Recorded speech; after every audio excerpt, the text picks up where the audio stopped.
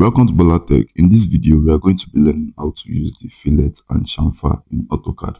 So for this video, we are going to be starting first with the fillet command. In order to activate your fillet command in AutoCAD, you can come to your keyboard and click on F. Alright, and you click on enter. As you can see, it has already popped up the fillet command. Or rather, you can move on to this particular place of your modify panel and click on this particular one, which is fillet. All right, so fillet is used to like draw round edges, round an object. Okay, it's used to draw round edges in a situation whereby we have a sharp edge like this. It's going to turn it round. Okay, so let's get into that. After selecting your fillet command, okay, you are going to come over here and click on the radius. Like I said, it's used to draw round edges, so you need to select the radius, how many millimeter or how many, whichever unit you are using, the units of the radius. Okay, so I'm going to be picking 100, right?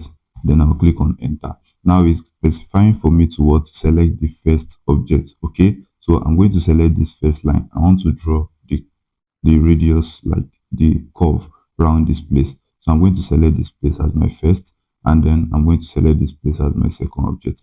And as you can see, it is already okay, it's already round. So the radius of this is actually what, 100 millimeter, like we selected. Okay, so let's look at another thing. Let's say I press my fillet and I press enter. As you can see, we have multiple options here. We have the polyline option, we have the trim option, and we have the multiple option. So let's take a look at the polyline option. Let's take, for instance, I select the polyline option. Okay, polyline option is to use, like, is to turn the whole edges at once into what, into the curve. Let's take, for instance, this is a polyline. Okay, this particular rectangle is a polyline. So I'm going to press my F, enter, then I'm going to click on polyline. Okay, I'm to specify the radius first, okay, which is going to be 100. Then I'll click on enter. Now I'm just going to what, select the polyline like this, and as you can see, the whole edges are already what, are already having a radius of 100 millimeter each. Okay, so let's go to the next one, which is actually the trim. Okay, the trim. So the first thing first is to select our radius. This particular trim is to what, is why you are using the fillet command. As you can see, for this particular one, it actually trim off the edge. But let's take, for instance, we want to leave it alone. Okay, let me just come here to trim, and I'm going to click on no trim. Okay, so once I select, I press my radius 100. Okay, so I'm going to what, select the object first, then select the second object. And as you can see, this is actually left behind. This is not trimmed. Let me make use of the trim for you so you can see how it is going to be when I am using the trim. Okay, so I'm going to select my first and then my second. As you can see, it has trimmed off the remaining. So that's the difference between the trim and no trim. And for the other one, which is the multiple, okay, so this is multiple. The multiple is just to what, select the object. Let's say, for instance, without you going back to the fillet again to go and start making changes, you can just select this and this. The fillet command still remains the same. You select this and this again, it still remains the same. You select this and this again and this again. So that's how the multiple work. Instead of using the multiple, you can also be clicking the space bar on your keyboard in order to be activating the fillet command back and forth again. So that's how to use the fillet command in AutoCAD. So let's move straight to the chamfer command. Okay, so the chamfer command is more like the fillet command. In order to activate that, in order to activate the chamfer command, you just click on chamfer, CHA. Okay, so activate your chamfer command, and you can click on this. Okay, or you move over to this place where your fillet command is, click on this drop down and click on chamfer command. Okay, so unlike the fillet command, which is having round edges, okay, the chamfer command is actually having like a cut. Okay, it's having a straight edge, it's having a straight edge. So To activate the chamfer command, you click on it right here. Then you are going to select the distances. Okay, you are going to come here and select the distance of the chamfer. So in order to select the distance of the chamfer, you are going to be selecting two distances. So click on this place.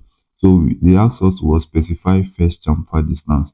So we are going to be using, let's say, 100 as our first chamfer distance, and then second chamfer distance as 150. I want to use it to explain. Okay, then you click on enter. So your first chamfer distance, which is 100, is going to be your first line, which you are going to select from. So it's like as if we are picking a point 100 from this edge inside. Okay, then I'll click on it. Then the second chamfer distance, which is 150, is going to be from this place to this place. So I'll click on the second line, and as you can see, I've selected it already. So the distance from here to here, let me draw a line from here.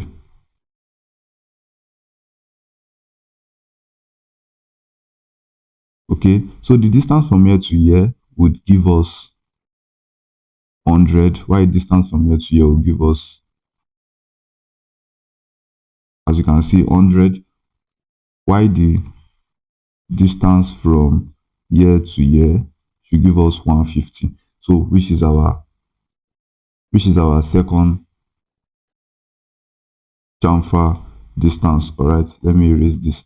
So that's how that actually works. Also for the chamfer, you can also see that we have angle, we have the trim, the method, and the multiply. Okay, so let's take a look at the angle. Let's take a look at the angle. For this particular angle is actually to specify the length and also to specify the angle. You are going to first of all specify the first chamfer distance. Okay, so I'm going to use 100. Then I'll click on enter. Then I'm to specify the angle. I can use angle of about 30 degree, and then I'll click on enter. So my first line can be any point, provided I know where I want the angle to be at. So let me choose this as my first line, and then this is going to be the angle. Okay, so if I draw from this particular place upward, you are going to see that this angle right here is what